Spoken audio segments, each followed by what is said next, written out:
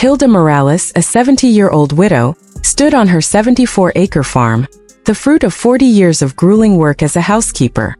Her calloused hands and aching back had earned every inch of this land, her sanctuary of mango trees and blooming roses.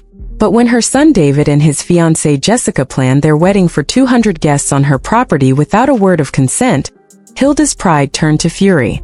The florist's call about decorations was her first clue.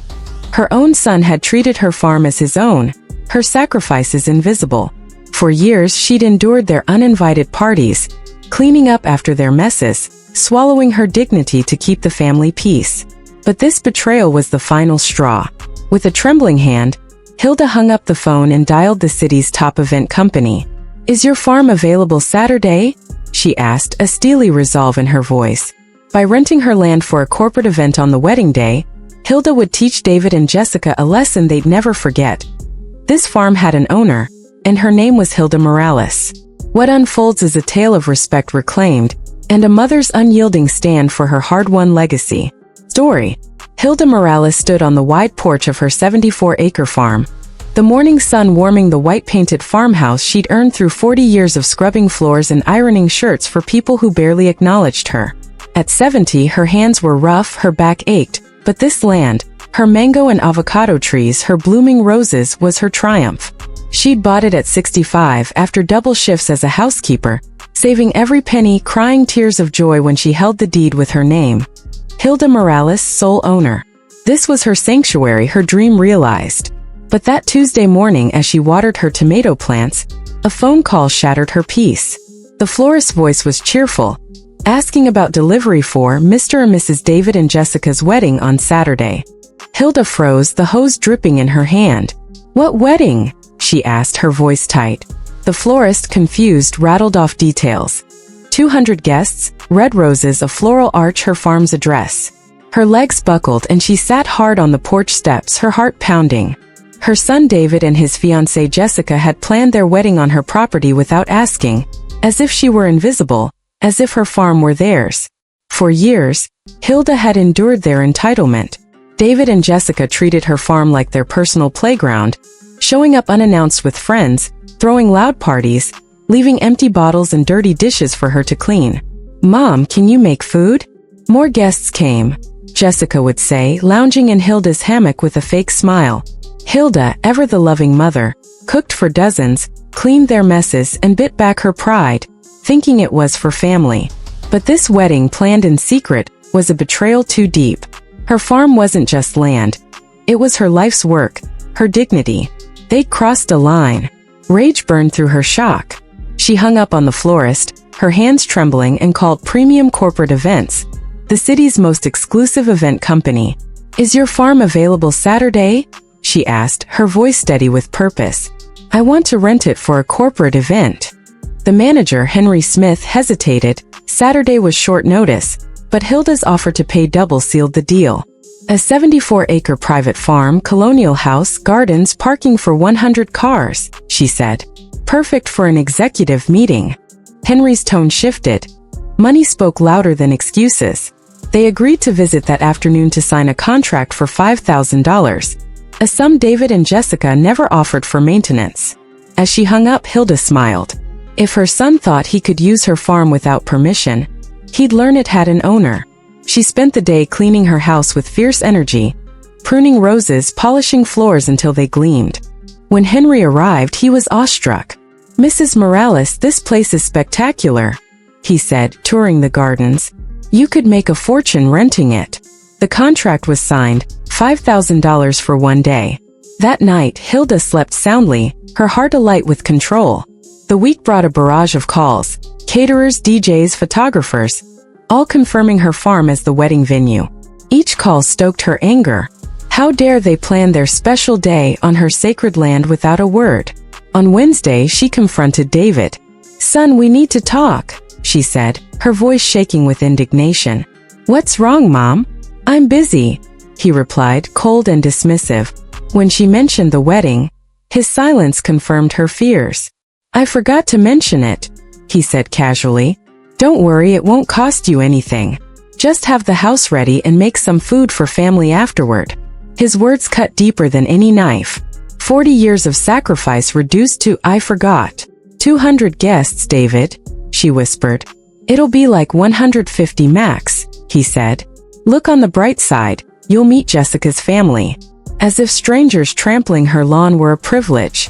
What if I have plans? She asked. What plans, Mom? Your life's quiet. This is our special day. His arrogance snapped something inside her.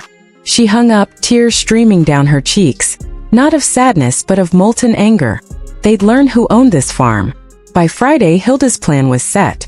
Henry's team would arrive at 2 p.m. Saturday for the corporate event, overlapping the wedding. Jessica called, hysterical, after vendors reported a scheduling conflict. It's my farm, Jessica, Hilda said calmly. You're finally understanding. When David and Jessica arrived an hour later, furious, Hilda stood firm. I rented the farm for a corporate event, she said, relishing their shock. You should have asked before sending 200 invitations. Jessica's tears and David's rage didn't sway her. This is my property, she said. I decide what happens here. Jessica's threat. You'll never see your grandchildren. Stung, but Hilda's resolve held. She cried that night, not from pain but from liberation. Saturday morning, she donned her elegant wine-colored dress and pearl earrings, no longer the humiliated housekeeper but Hilda Morales, sole owner. At 10 a.m., wedding vendors arrived, confused by corporate event signs. Hilda, sipping coffee on her porch, explained the farm was booked.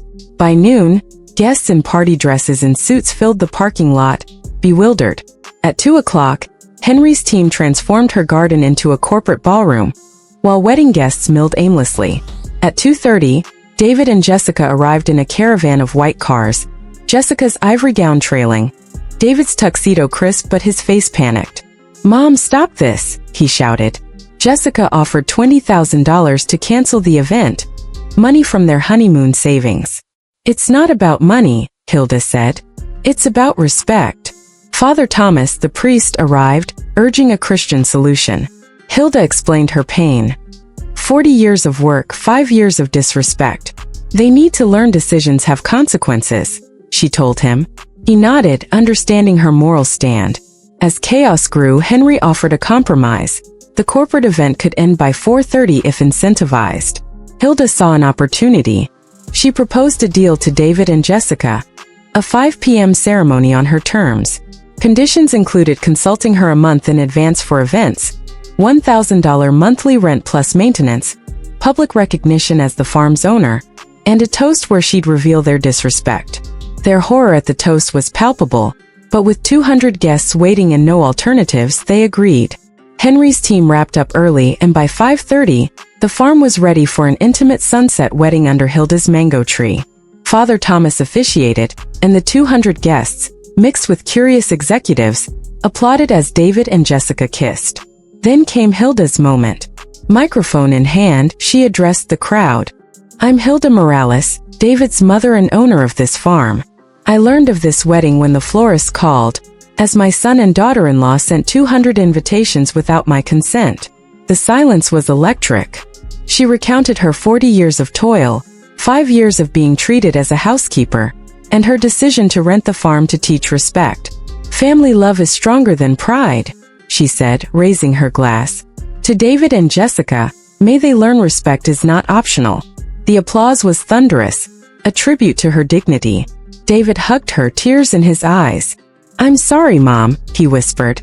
Jessica, too, thanked her for saving the wedding. The celebration was magical, blending corporate elegance with family joy. Guests praised Hilda's courage, and Henry offered a monthly event contract, turning her farm into a business. 6 months later, Hilda's life was transformed. Her farm was a sought-after venue, earning $3,000 to $5,000 per event. David and Jessica paid $1,000 monthly rent, consulted her for every visit, and treated her as the respected matriarch. Jessica washed dishes after dinners. David called weeks ahead for events. The town buzzed with Hilda's story, inspiring women to set boundaries. She declined 3 marriage proposals, cherishing her independence. Every night on her porch under the stars, Hilda savored her victory, not just the money or respect, but the certainty that she'd never again be less than Hilda Morales, owner of her destiny. At 70, she'd learned love without respect isn't love, and demanding respect was her greatest gift to her family and herself.